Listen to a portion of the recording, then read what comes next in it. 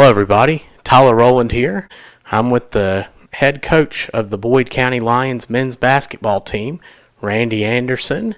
Randy, it's good to be here with you. Today, I wanted to talk about a couple things to follow up pertaining to a couple of our prior interviews with Jason Ellis and Jacob Spurlock. Something they both mentioned that stood out. A couple things with you, and of course, you've had a great record as a coach and a regional championship. But one thing that stood out was your emphasis on character. I'll start out with one of the terms that they mentioned was divine design, and talk about what you teach to your players on that. Well, this day and age, the religious side of everything is kind of been pushed aside. Not really supposed to do that within the school system and that type of thing. And I don't push my faith on anyone, but we do talk. That somewhere along the line in your life, you have to have something that's solid, something that you believe in. In my life, that is my Christian faith, and because of that, I just tell them that life is life and things happen. But in my life, just by the way that I believe that everything happens for a purpose and for a reason, and it's just divinely designed. It just doesn't happen by happenstance. I mean, the good and the bad. And so we just try to get our kids to understand that life is reality. And as far as divine design, things that happen, it's for us to take it, and if it was bad, to change and make it better. And if it was good, to learn to be humble and learn to give credit to others. And I think that's just a basis for, as they go on, to be dads and to be husbands and to be business people and whatever they do in life, to understand, don't try to get too high and try to get too low, but kind of center yourself on what your belief is and make it work, good or bad. When it comes to a situation like talking about Jason Ellis, he mentioned how just with his injury, and I'm sure you've had plenty of other players too that have come through and maybe had some sort of unfortunate injury. Of course, Jason's done, or the Iron Man, I should say, has done very well this year. What do you usually tell people who have maybe some kind of injury or difficult situation? Like in Jason's case, I told him I hate it. I mean, he's a kid that has a lot of passion. He's a great character kid. He does things right. He works hard. Why we have injuries and why we lose games like in the summer, or he was wanting to progress his game and couldn't work out because of his wrist and that type of thing. Just that in my life, I found out that at the time it wasn't good. At the time, sometimes we get selfish within what we want to happen. But I've always found out that if I will make the best out of that situation, somewhere down the line, the Lord's teaching us something.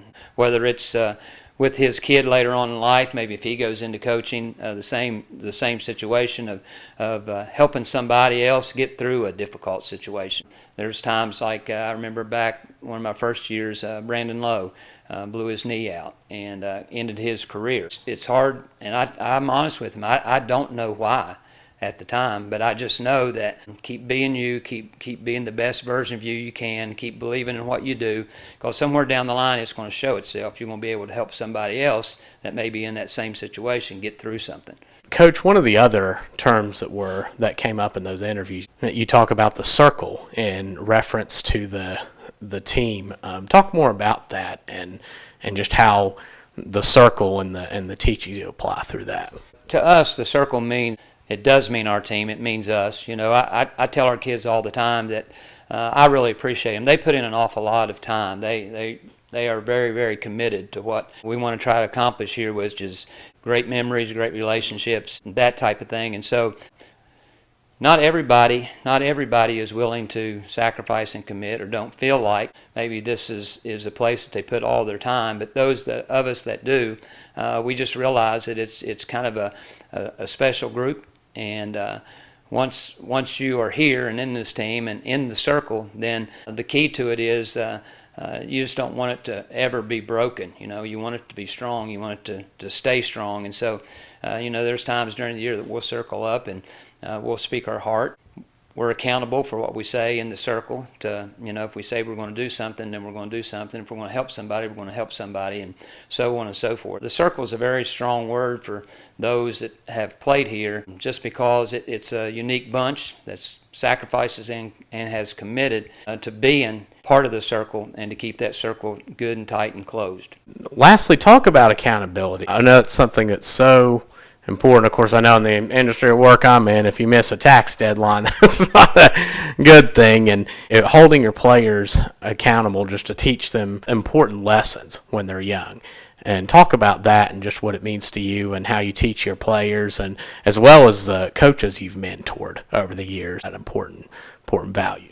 Well, we always mention to our guys, and our coaches know it, that at the end of every day, just do a mirror check. Make sure that the guy that you're looking at when you look in the mirror, that you've tried to be right, you've tried to do right by people.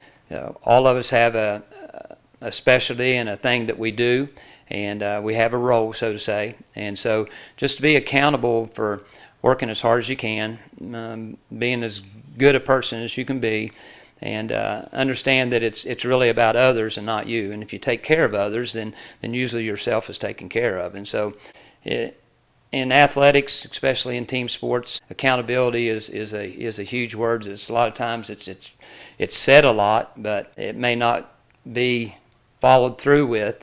But in my case, I'm accountable. I'm accountable for making sure the schedule's right. I'm accountable for our equipment and that type of stuff. I'm accountable to our principal and to our AD to make sure rules and stuff are followed.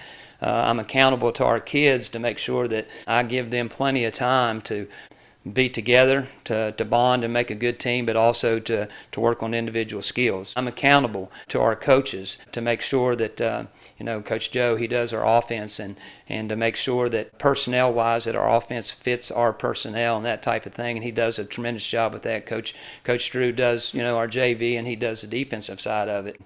Bobby's joined us this year, and he does all of our strength training and conditioning and coaches with our freshmen. And so there's a lot of accountability that comes within your job, and just like you said in yours, you miss the ball, and it don't just affect me, it affects everybody within our team. And so it's just important to know what your role is, what your strengths are, what weaknesses you need to try to correct, and be accountable to take care of those every day. It's not something you just take care of and then it's good for 3 months. It's an everyday thing. And so accountability is huge. If people are held to the part to where they're supposed to be responsible and get their job done. And so I'm blessed. I'm a blessed guy. I know that. Be able to do what I do, teach where I teach, and especially coach and be part of these young men's lives.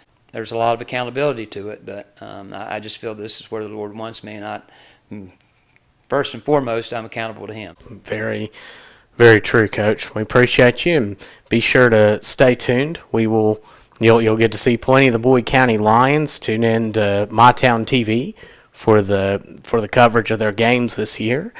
And we thank you for tuning in today, and we will see you soon.